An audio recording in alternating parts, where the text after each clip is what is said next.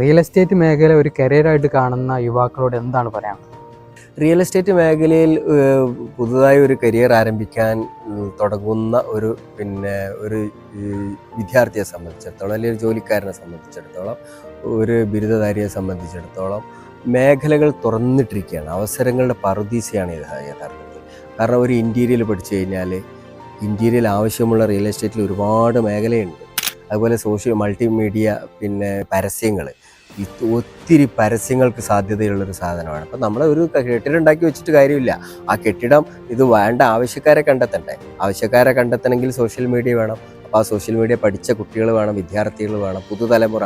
അതാണ് ആളുകൾക്കുള്ള ഒരു ജോലി സാധ്യത എന്ന് പറയുന്നത്. അതേപോലെ ഇത് വിൽക്കാൻ വേണ്ടിയിട്ടുള്ള കമ്മീഷൻ ഇനത്തിൽ ഇപ്പോൾ നേരത്തെ പറഞ്ഞിരുന്ന ബ്രോക്കറേജിൻ്റെ അതിൻ്റെ ഒരു സിസ്റ്റം മാറ്റിയിട്ട് സോഷ്യൽ മീഡിയയിലൂടെ ഇതിൻ്റെ വിൽപ്പന നടത്താം. അപ്പോൾ അതൊക്കെ തന്നെ വിൽക്കുന്ന ശാസ്ത്രീയമായ രീതികൾ അവലംബിച്ചു കഴിഞ്ഞാൽ വൻ വരുമാനമായിരിക്കും ആർജിച്ചെടുക്കാൻ കഴിയുക.